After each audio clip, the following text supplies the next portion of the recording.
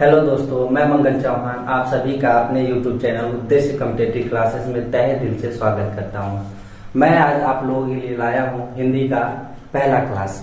मुझे पूरी उम्मीद है कि मेरी यह पहली क्लास आप लोगों के लिए बेहतर होगी। तो हम लोग आज स्टार्ट करेंगे हिंदी भाषा में हिंदी व्याकरण को। व्याकरण को हम लोग अच्छे से पढ़ेंगे। व्याकरण शब्द से कितने प्रश्न बनते हैं और व्याकरण शब्द में कितने प्रश्न छिपे हैं, आज हम लोग सब कुछ डिस्कस करेंगे। तो चलिए हम लोग स्टार्ट करते हैं। तो पहला हमारा आपसे यही क्वेश्चन है कि सिंपल सा क्वेश्चन ये है कि व्याकरण का शाब्दिक अर्थ क्या होता है। व्याकरण का शाब्दिक अर्थ क्या होता है।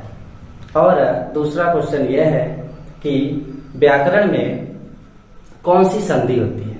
व्याकरण में कौन सी संधि होती है और व्याकरण का संधि विच्छेद क्या होता है।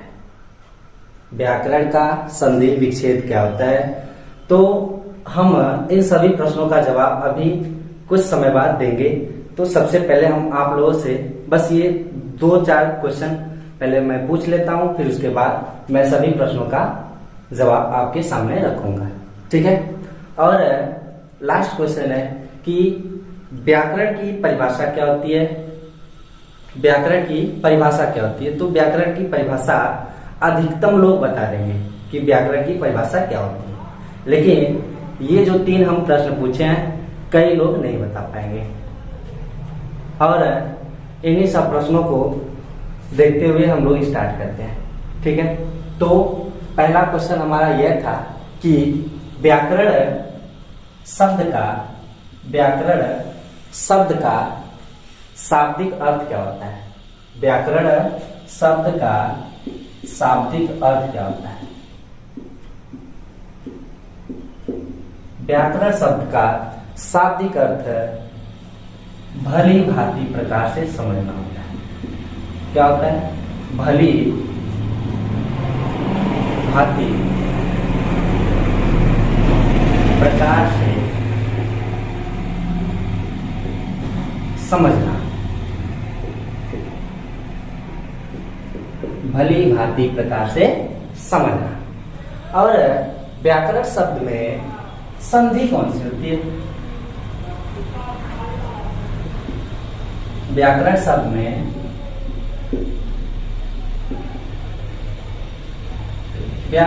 में संधि कौन सी होती है। तो व्याकरण शब्द में संधि भैया यण संधि होती है। कौन सी संधि होती है। यण संधि। अब यण संधि कैसे बना, हम लोग यण संधि में पढ़ेंगे कि व्याकरण में यण संधि कैसे बना और यण संधि होती क्या है। तो संधि के बारे में हम लोग आगे डिस्कस करेंगे, ठीक है। अब व्याकरण का संधि विच्छेद क्या होता है। 3 क्वेश्चन हम किए थे। व्याकरण का संधि विच्छेद क्या होता है। तो विधन आकरण होता है। विधन आकरण है ना। पहला क्वेश्चन कि व्याकरण शब्द का शाब्दिक अर्थ क्या होता है। तो व्याकरण शब्द का शाब्दिक अर्थ होता है कि भली भांति प्रकार से समझना। और दूसरा क्वेश्चन है यह है कि व्याकरण शब्द में संधि कौन सी होती है। तो व्याकरण शब्द में यण संधि होती है, ठीक है। तीसरा क्वेश्चन यह है कि व्याकरण शब्द का संधि विच्छेद क्या होता है। तो व्याकरण शब्द का हमने लिखा जो विधन आकरण है, यह व्याकरण शब्द का संधि विच्छेद है। अब देखिए नेक्स्ट क्वेश्चन, व्याकरण की परिभाषा। अब व्याकरण है क्या। व्याकरण है क्या, यह सबसे इंपॉर्टेंट क्वेश्चन। व्याकरण होता क्या है, तो बताइएगा आप लोग। व्याकरण जो है यह एक पुस्तक है। व्याकरण क्या है, पुस्तक है, या फिर इसे ग्रंथ भी कह सकते हो, या फिर इसे कृति भी कह सकते हो, या रचना। व्याकरण जो है एक पुस्तक है, एक पुस्तक है। जैसे व्याकरण को पढ़ना क्यों जरूरी है, हम हिंदी व्याकरण ही क्यों स्टार्ट किया, व्याकरण क्यों जरूरी है पढ़ना। तो भैया व्याकरण इसलिए जरूरी है कि यदि आप किसी भी भाषा को सीखना चाहते हो, यदि आप किसी भी भाषा को सीखना चाहते हो, चाहे वो हिंदी हो, चाहे वो अंग्रेजी हो, चाहे कोई भी भाषा हो, सबसे पहले आपको उस भाषा के व्याकरण को पढ़ना होगा, क्योंकि व्याकरण ही ऐसी पुस्तक होती है जो हमें उस भाषा को सिखाने के लिए सभी नियमों का दर्शन कराती है। ठीक है, सभी नियमों को उसी पुस्तक में उल्लेखित किया गया रहता है। तो इसीलिए हम लोग हिंदी भाषा में हिंदी व्याकरण को पढ़ रहे हैं। ठीक है, हम लोग हिंदी व्याकरण को पढ़ लेंगे तो हमें पता चल जाएगा कि हिंदी को सुव्यवस्थित तरीके से कैसे लिखा जाता है, शुद्ध वाक्य कैसे लिखे जाते हैं, शुद्ध शब्द कैसे लिखे जाते हैं। ठीक है, तभी हम लोग समझ पाएंगे हिंदी भाषा को। जैसे अंग्रेजी भाषा यदि हमें सीखना है तो हम लोग अंग्रेजी में ग्रामर पढ़ते हैं। ग्रामर का हिंदी नाम ही व्याकरण होता है। ग्रामर का हिंदी नाम ही क्या होता है, व्याकरण होता है। तो ग्रामर पढ़ते हो, क्यों पढ़ते हो, क्योंकि अंग्रेजी भाषा को सीखना होता है, इसीलिए इंग्लिश ग्रामर के सभी नियमों को पढ़ते हो आप। सेम कंडीशन हिंदी भाषा के साथ होता है। और हम जो हिंदी पढ़ाने जा रहे हैं यह आपके कंपटीशन क्षेत्र के लेवल की होगी। ठीक है, इसमें हम लोग ज्यादा बहस, ज्यादा बातचीत नहीं करेंगे, इसमें हम लोग पॉइंट टू पॉइंट रहेंगे। ठीक है, तो हमने आप लोगों से क्या बताया कि व्याकरण क्या है। व्याकरण क्या है, तो व्याकरण एक पुस्तक है, ग्रंथ है, कृति है, रचना है। ठीक है, अब व्याकरण क्यों जरूरी है, मुझे आशा है कि आप लोग समझ गए होंगे। ठीक है, तो अब हम लोग आगे बढ़ते हैं व्याकरण की परिभाषा की तरफ, है ना, व्याकरण की परिभाषा की तरफ। तो सबसे पहले आप लोग इसे लिख लीजिए, आप लोग इसे लिख लीजिए, फिर इसके बाद हम लोग पढ़ेंगे व्याकरण की परिभाषा। ठीक है,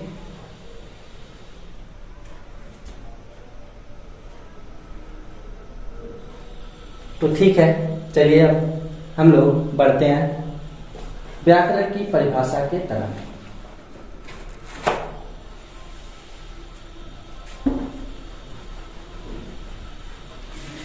व्याकरण की परिभाषा,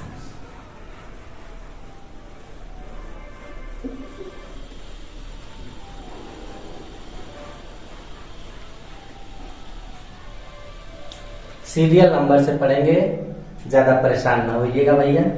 और हम स्लो पढ़ाते हैं या फास्ट पढ़ाते हैं, आप लोग कमेंट करके बता दीजिएगा।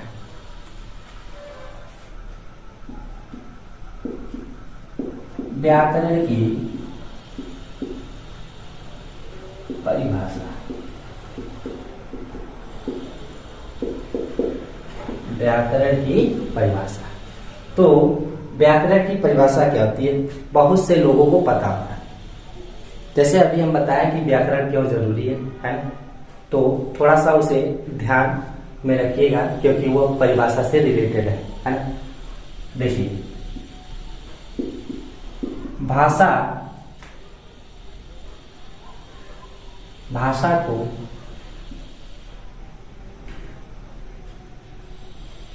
भाषा के शुद्ध उच्चारण,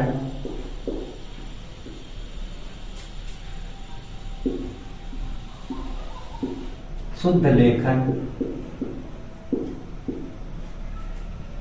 और शुद्ध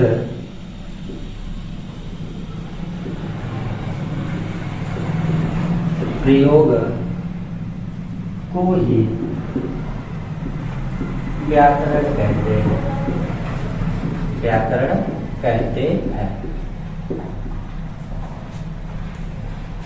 देखिएगा, ध्यान से देखिएगा कि इस शब्द को ध्यान से देखिए। अभी हम चर्चा किए कि व्याकरण क्यों जरूरी है पढ़ना। क्योंकि भैया किसी भी भाषा को सीखना है तो उसके व्याकरण को पढ़ना जरूरी है।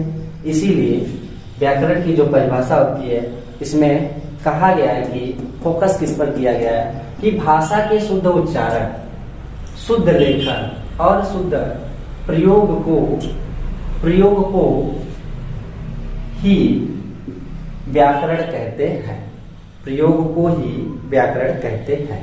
ठीक है, तो मुझे आशा है कि परिभाषा आप लोगों को समझ में आई होगी। ठीक है, तो हम लोग अब आगे बढ़ते हैं।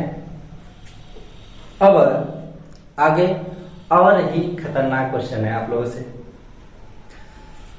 क्वेश्चन यह है कि व्याकरण को हम लोग कितने चरण में पढ़ेंगे और व्याकरण में कितने चरण होते हैं और व्याकरण के कितने अंग होते हैं।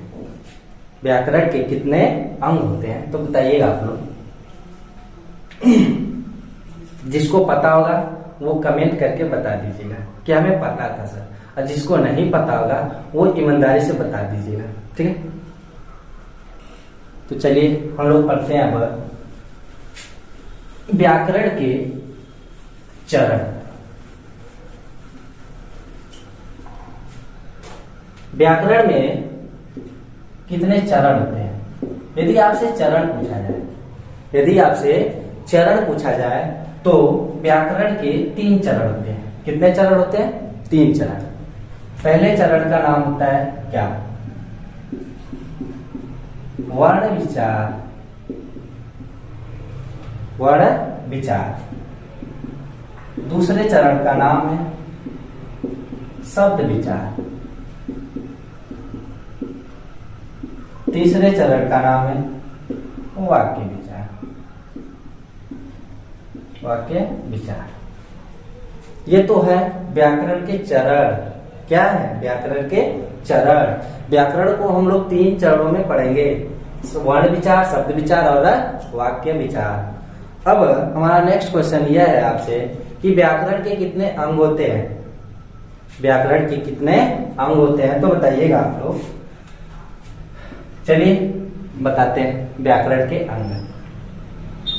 तो व्याकरण के अंग यदि आपसे पूछा जाए, व्याकरण के अंग यदि आपसे पूछा जाए तो बताइएगा 3 अंग होते हैं। ये अंग में थोड़ा सा कंफ्यूजन होता है। कहीं कहीं जो व्याकरण आचार्य है 4 अंग बताते हैं, कहीं कहीं दिया जाता है 3 अंग।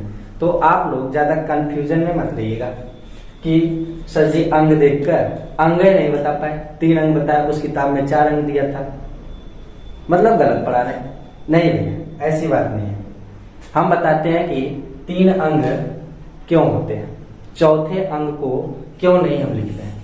ठीक है, तो देखिए पहला अंग होता है वर्ण, दूसरा शब्द, तीसरा होता है वाक्य। लेकिन आप लोग कहोगे कि 4 अंग बताएं, 4 अंग भी देख लीजिए,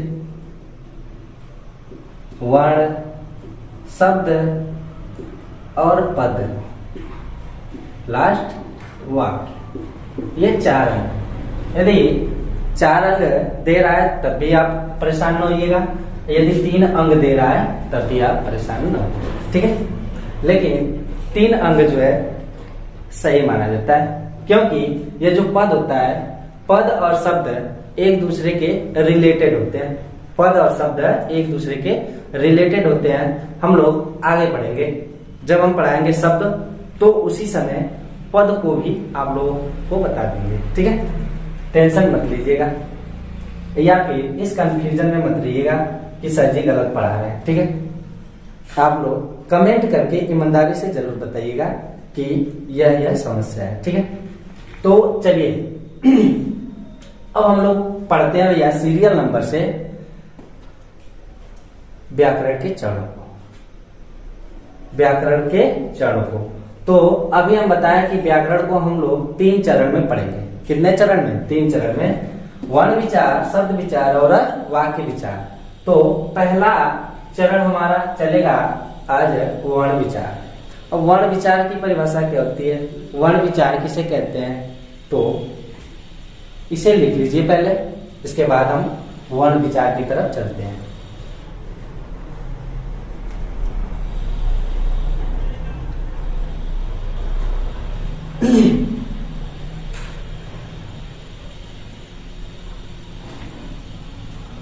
चलिए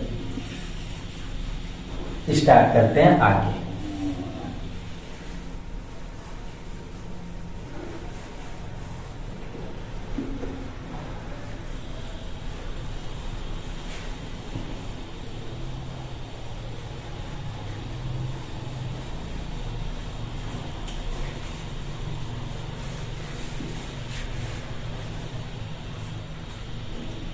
पहला चरण वर्ण विचार। वर्ण विचार। अब वर्ण विचार किसे कहते हैं भैया? वर्ण विचार किसे कहते हैं? अभी हम आपसे पूछ दे कि वर्ण किसे कहते हैं, तुरंत बता दोगे। वर्णमाला किसे कहते हैं, तुरंत बता दोगे। लेकिन वर्ण विचार किसे कहते हैं? वर्ण विचार की भी परिभाषा होती है भैया। वर्ण विचार की भी परिभाषा होती है। जैसे व्याकरण की परिभाषा यदि किसी को याद होगी तो उसे वर्ण विचार की परिभाषा याद करने में कोई समस्या नहीं होगी। जैसे हम व्याकरण की परिभाषा लिखे हैं कि भाषा के शुद्ध उच्चारण, शुद्ध ज्ञान और शुद्ध प्रयोग को ही क्या कहते हैं? व्याकरण कहते हैं। तो इसका मतलब क्या था कि व्याकरण से संबंधित था, व्याकरण की परिभाषा थी। उसमें बात किसकी की जा रही है? भाषा की जा रही थी कि भाषा के बारे में भाषा को शुद्ध लिखना है, शुद्ध पढ़ना है, शुद्ध बोलना है, तो भैया व्याकरण को पढ़ना है ना? सेम उसी तरह वर्ण विचार है। विचार का मतलब क्या होता है? यदि कोई प्लान आप बनाते हो तो उस पर विचार किया जाता है। यदि आपको कुछ करना है तो उसका एक प्लान बनाया जाता है और उस पर विचार किया जाता है कि कैसे कैसे किया जाए। तो सेम कंडीशन वही होता है। वर्ण विचार की परिभाषा यह कहती है कि वर्णों का शुद्ध लेखन,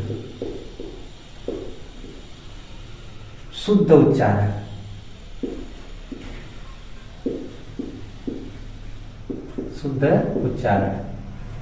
और शुद्ध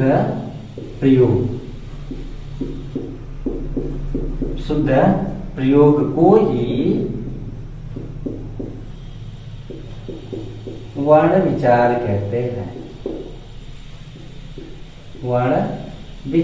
कहते हैं। ठीक है, परिभाषा समझ में आई।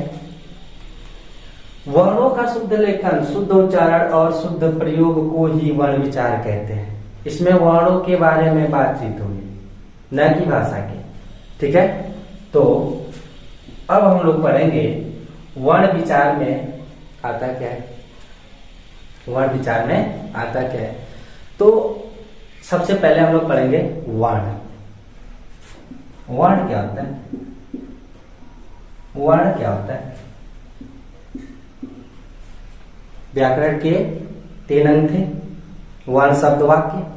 तो उसी में से एक अंग हम लोग पढ़ेंगे वर्ण, और चरण में से वर्ण विचार। तो वर्ण विचार के ही ये भाग होते हैं। ठीक है, वर्ण। तो वर्ण किसे कहते हैं? वर्ण की उत्पत्ति कैसे हुई,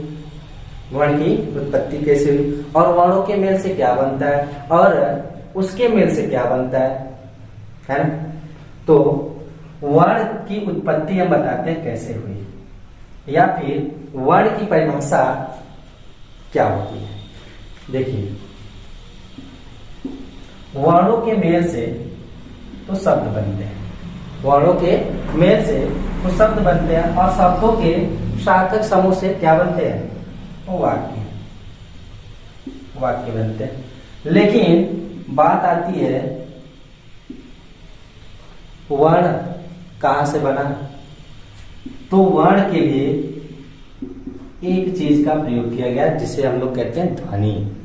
ध्वनि क्या होता है?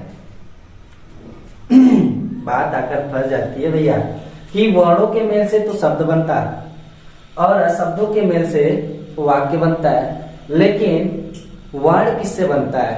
तो वर्ण बनता है आपकी ध्वनि से। देखिएगा कहीं कहीं वर्ण की परिभाषा दिया रहता है कि भाषा की सबसे छोटी इकाई वर्ण होती है, भाषा की सबसे छोटी इकाई वर्ण होती है, तो भी सही है। और कहीं कहीं आपसे पूछ लेता है या फिर दिया रहता है कि भाषा की सबसे छोटी इकाई ध्वनि भी होती है और ध्वनि को ही वर्ण भी कहते हैं, तो थोड़ा सा अंतर है, देखिएगा ध्यान से। ध्वनि क्या होती है? वर्ण से पहले हम लोग ध्वनि की परिभाषा पढ़ेंगे। क्या पढ़ेंगे? ध्वनि, ध्वनि की परिभाषा। ध्वनि किसे कहते हैं? ध्वनि किसे कहते हैं? अंग्रेजी में भैया इसे साउंड कहते हैं। अब साउंड से समझ में आ गया होगा कि साउंड होता क्या है, जो आवाज निकालता है। कह लीजिए बिरहा कह लीजिए या फिर भोजपुरी गाना कह लीजिए या बॉलीवुड सॉन्ग साउंड से निकल कर आते हैं, हम उसे सुनते हैं तभी हमें प्रतीत होता है कि हाँ आवाज आ रही है ना, कहीं से आवाज आ रही है। अब क्या आवाज आ रही है वो तो सुनने के बाद पता चलता है। यदि आप सुने हो तो ठीक, नहीं सुने हो तो आपके लिए वो नया होगा, है कि नहीं? तो मेरे हिसाब से आप लोगों को समझ में आया होगा कि कुछ ना कुछ जरूर आया होगा कि ध्वनि होती क्या है। ध्वनि को अंग्रेजी में साउंड कहते हैं। क्या कहते हैं? साउंड। जो कुछ हम लोग बोलते हैं हमारे मुखों से जो आवाज निकलती है वही ध्वनि कहलाती है। क्या कहलाती है? ध्वनि कहलाती है। जैसे हमने बोल दिया अ, ई या हमने बोला आपने सुना, हमने बोला आपने सुना, हमने बोला था आपने सुना। आप हमारे वर्णों को या फिर हमारी आवाज को आप सुने हो। यदि हम उसी आवाज को लिख दें तो वह दूसरे की परिभाषा बन जाती है। उससे पहले आप ध्वनि को समझ लीजिए। ध्वनि की परिभाषा शॉर्टकट में, सिंपल भाषा में यदि आप लिखना चाहो तो लिख सकते हो कि मुख से निकली हुई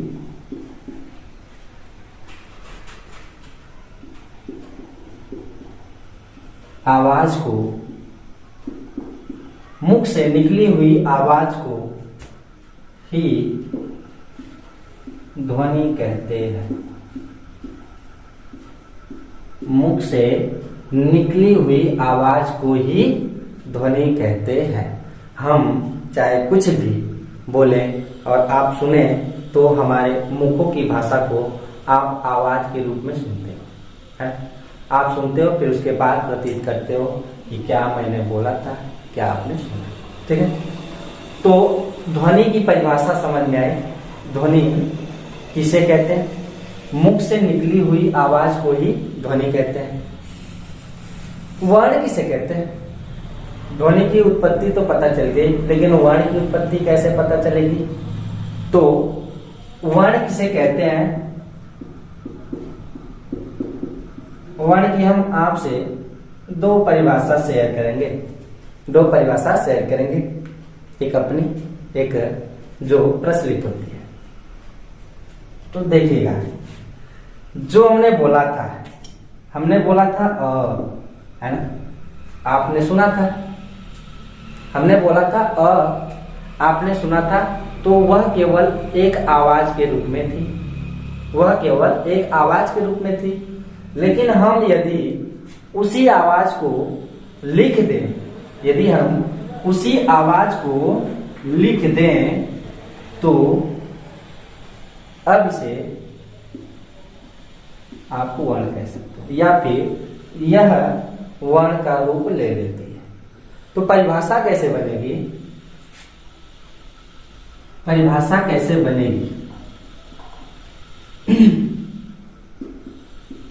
भाषा की सबसे छोटी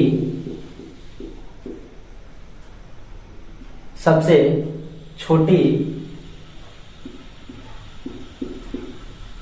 मौखिक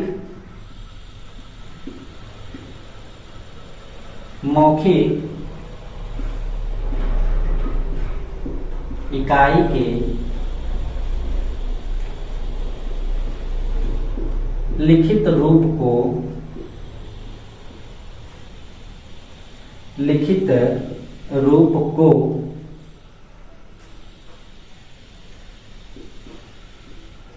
ही वर्ण कहते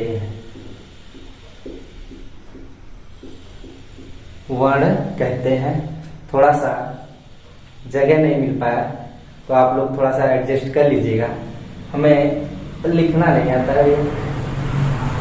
आप लोग हमारी बातों को बस ध्यान से सुनिए और हम क्या लिख रहे हैं उस पर फोकस करिए और आप अपने नोट्स में अच्छे से राइटिंग बैठा कर लिख लीजिएगा, ठीक है। यहाँ हमारी राइटिंग को मत देखिएगा, ठीक है। हम क्या बोल रहे हैं और क्या लिख रहे हैं थोड़ा सा ध्यान से सुनिए और अपने नोट्स में अच्छे से लिखिए, सीरियल नंबर से बढ़िया से। और लाल पेन, हरी पेन, नीली पेन और काली पेन सब पेनों से लिख लीजिए जैसे आपकी इच्छा है, ठीक है। तो वर्ण की परिभाषा क्या होती है?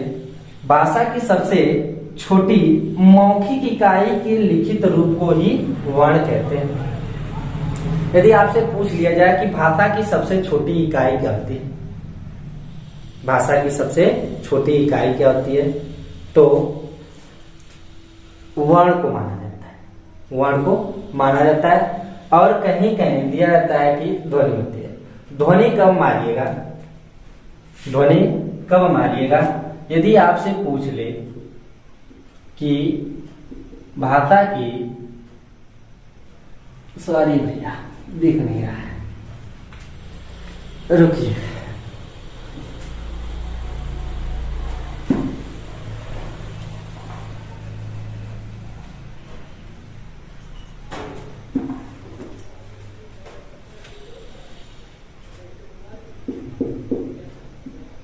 भाषा की सबसे छोटी इकाई यदि आपसे कहें, भाषा की सबसे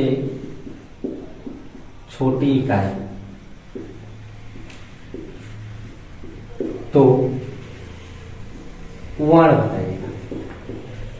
लेकिन ध्वनि आप कब बताओगे? यदि आपसे पूछ ले कि भाषा की सबसे छोटी मौखिक इकाई, क्या पूछ ले? मौखिक इकाई, तब आप लोग ध्वनि मारिएगा। परिभाषा को ध्यान से देख लीजिए कि ध्वनि कब मारोगे और वर्ण कब मारोगे। यदि आपसे केवल पूछ ले कि भाषा की सबसे छोटी इकाई, तब बताइएगा वर्ण। और जब पूछे कि भाषा की सबसे छोटी मौखिक इकाई, तो ध्वनि होती है, ठीक है। वर्ण की परिभाषा दो हुई, एक हुई भाषा की सबसे छोटी मौखिक इकाई के लिखित रूप को ही वर्ण कहते हैं, और दूसरी हो गई कि भाषा की सबसे छोटी इकाई वर्ण, ठीक है। तो मुझे उम्मीद है कि आप लोगों को वर्ण और ध्वनि में अंतर समझ में आया होगा। यदि नहीं समझ में आया होगा तो भी बताइएगा, यदि समझ में आ गया होगा तो भी बताइएगा। और यह मेरी पहली क्लास थी, हिंदी की पहली क्लास थी। तो इससे पहले मैं आप लोगों से यही पूछना चाहता हूं कि भैया आज हम लोगों ने हिंदी की पहली क्लास में क्या क्या पढ़ा। हम लोगों ने पढ़ा कि व्याकरण का शाब्दिक अर्थ क्या होता है, व्याकरण में कितने चरण होते हैं, व्याकरण की परिभाषा क्या होती है, व्याकरण के कितने अंग होते हैं, और व्याकरण में कौन सी संधि होती है, और व्याकरण में व्याकरण शब्द का संधि विच्छेद क्या होता है, और व्याकरण शब्द का शाब्दिक अर्थ क्या होता है। और हम लोग पढ़े हैं कि व्याकरण के कितने चरण होते हैं, और पहला चरण हम लोगों ने स्टार्ट किया था क्या, वर्ण विचार। वर्ण विचार में हम लोग पढ़े हैं भैया कि वर्ण किसे कहते हैं, वर्ण किसे कहते हैं, वर्ण की उत्पत्ति कैसे हुई। तो मुझे आशा है कि आप लोगों को समझ में आया होगा कि वर्ण की उत्पत्ति कैसे हुई। वर्ण की उत्पत्ति ध्वनि से हुई। और ध्वनि क्या होती है, ध्वनि के बारे में हम लोग भी अभी देखे हैं। और वर्ण के बारे में, वर्ण और ध्वनि एक ही होती है कि अलग अलग, यह आप लोगों को समझ में आया होगा। ठीक है, तो यदि यह मेरी पहली क्लास आप लोगों को समझ में आया होगा तो हमें कमेंट बॉक्स में कमेंट करके बताइएगा। तो आज के लिए इतना ही।